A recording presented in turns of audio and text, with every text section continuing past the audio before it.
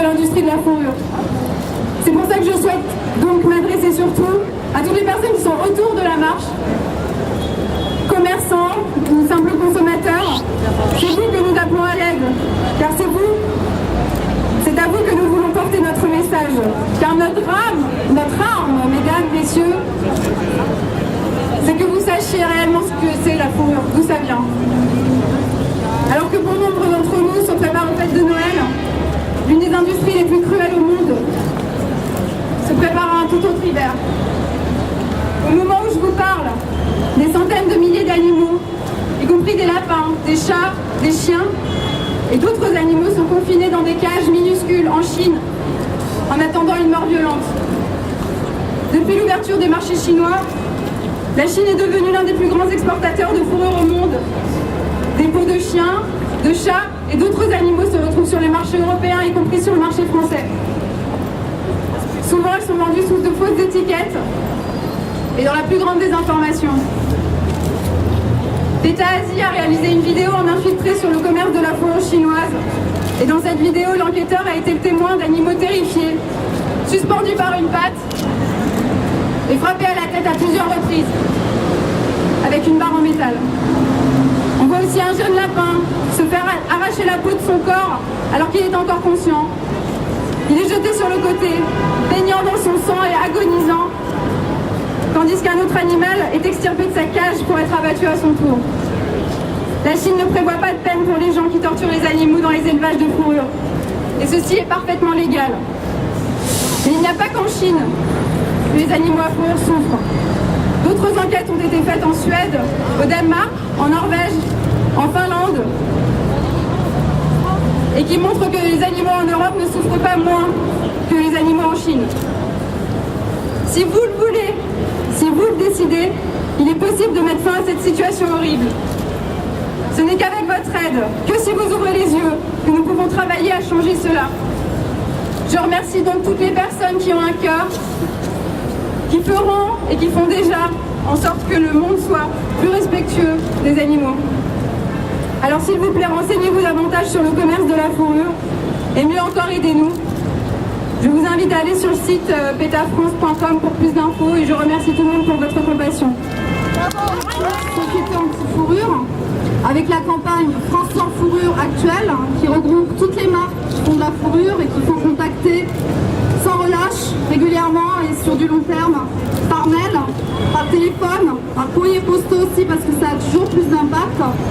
Donc on a eu une victoire en début d'année avec Etam, qui a retiré ses articles en vraie fourrure suite aux protestations du public.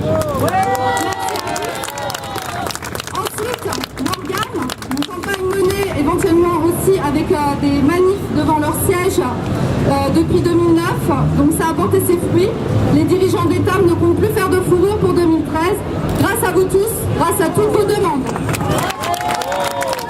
Ils sont obligés, toutes les marques sont obligées de tenir compte de l'avis de la clientèle. Ils n'ont pas le choix. Donc plus on va les assaillir, plus on sera tenace, et plus la fourrure aura des chances de finir, quoi.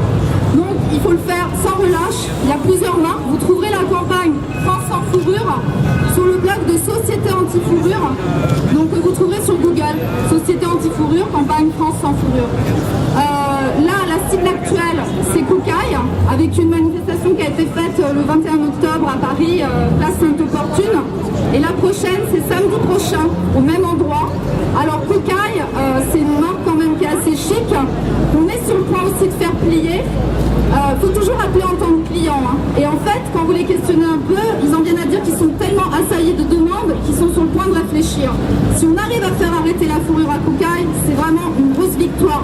Donc on compte sur vous pour être là samedi prochain, 14h30, place Sainte-Opportune à Châtelet.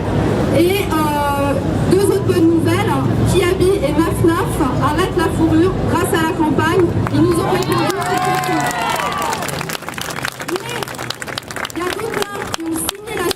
Anti-fourrure en 2004 qui malheureusement trahissent leurs paroles, comme Carole qui fait de la fourrure cette année alors qu'ils n'en avaient jamais fait.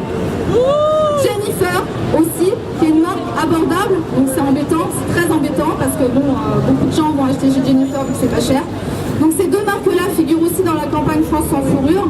Et n'hésitez pas, si vous voyez d'autres marques qui ne sont pas dans la campagne et qui font de la fourrure, vous verrez dans la campagne, il y a un mail qui est indiqué à nous communiquer donc, les marques, les nouvelles marques que vous avez vues qui font de la fourrure.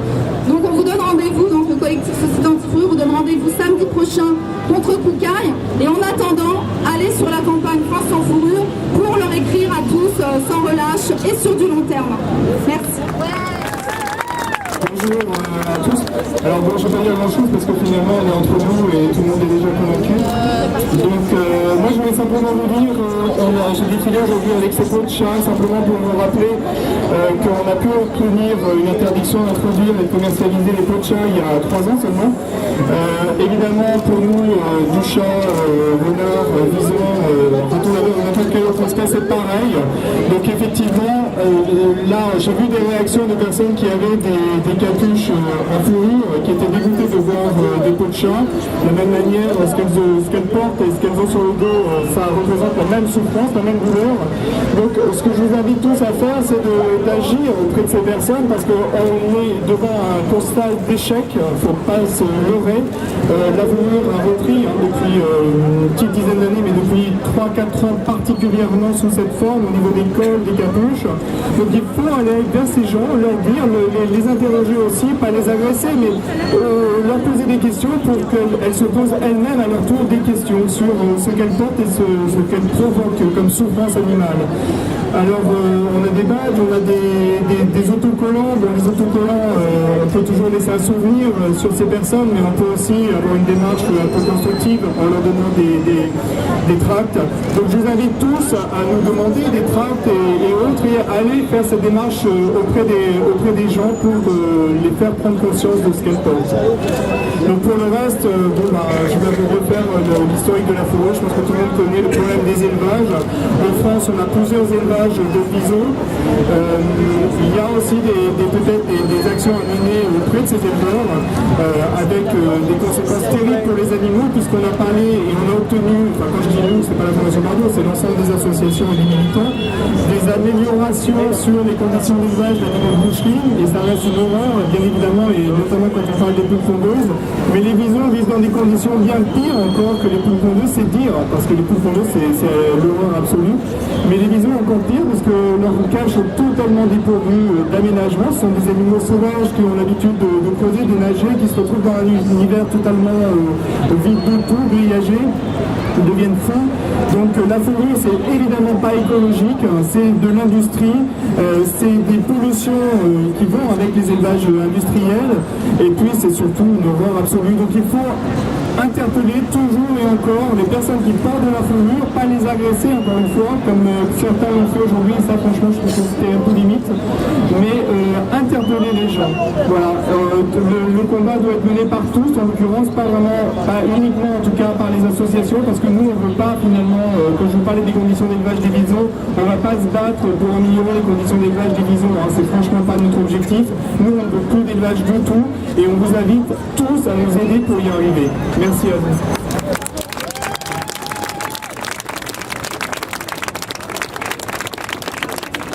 On en parle aujourd'hui, mais cette semaine, il y a eu une très bonne nouvelle. En Belgique, il y a un élevage de bisons qui a fermé.